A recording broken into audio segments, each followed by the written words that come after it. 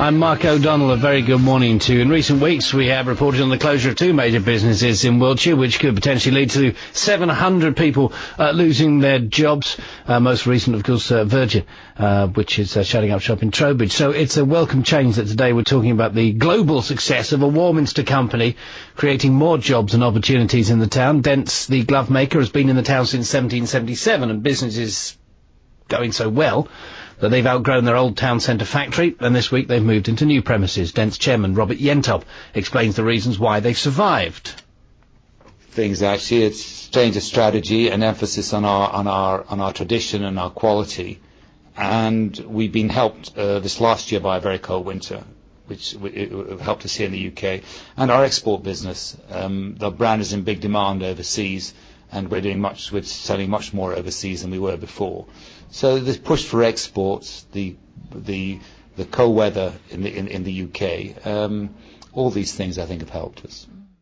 But it's about more than just making tremendous gloves. There's a wider impact that Dents has on the town. Tony Nicklin is the chairman of the Warminster Town Plan Working Group and joins me now. Hello, Tony.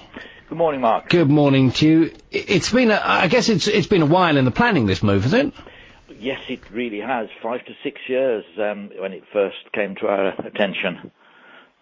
So it's been, then clearly there's this kind of stability that would talk to then, as the company itself is a strong one.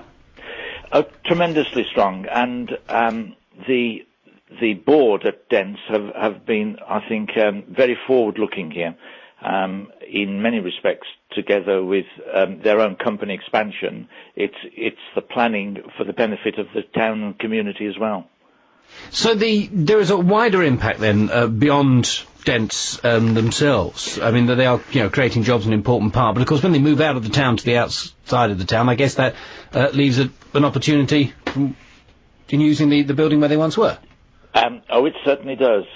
We already have the Waitrose supermarket planned for construction work to start, I believe, this month. Construction, that is, with demolition. And they're hoping to be open by Christmas. Okay, so you've got a supermarket moving in, which will create jobs, and opportunities, and of course, I say Dents continues to grow. This is, I guess, a welcome for any local economy, because things can't be that easy at the moment. No, it's not that easy. Warminster has a very good balance of national and local traders, and at the moment things are just tipping a little bit off, with Allworths closing. Currys have announced that they're going to leave, but this has enabled us to kick-start our town plan redevelopment, and with Dents moving just to just onto the outside of the town centre, we've now got a brand new supermarket with 3 more shopping units and additional car parking right dead centre in the town. So why do you think Dents chose to stay then? Why was it keen to stay in the local area? Well, I have had a lot of conversations with the directors of the board, and they have been resolute throughout that the quality of the staff, the skills, the training, and of course the heritage that has been Dents of Warminster can't just be transferred elsewhere. I mean, and you're right. I mean, that does speak to a great deal. I mean, if you go into Harrods, where you will buy, or you'll be able to buy those, the idea that it says Dents of Warminster carries a tremendous cachet for them and, of course, for the town itself. Oh, absolutely. I've seen them in Harrods, and I've also seen them in New York as well. Oh, tremendous. Yeah. So whereas this may be, a nice story about a nice local company that makes prestige stuff, it's very much a story about the economy right now, because it's not just the one company, but it does obviously speak to the success of the company itself, but also how it seems to be still at the heart of yet another economic cycle. Yes, and fortuitous perhaps it may be for Warminster, but as I said, this planning started 5-6 years ago when Mr. Yentop first said, "These are my thoughts, how can we incorporate this into a bigger picture?"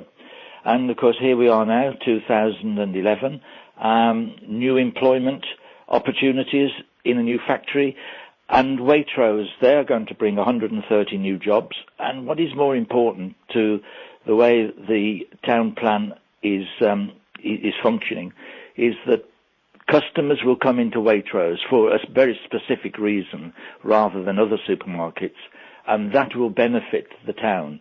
It'll benefit the individual traders, the artisan and gift shops and those type of units that are one woman businesses. So bringing in that what retailers would call a footfall. Yes. It's actually getting people, whereas in theatre it's bums on seats, is what you're looking for, is feet on the shop floors. That's it, and it's enabled us to create a whole new footfall strategy for the town centre as well. Tony, thank you very much for your time. Okay, Mark. Have a great day. Thank you. There's Tony Nicklin there, who chairs the Town Plan Working Group in Warminster.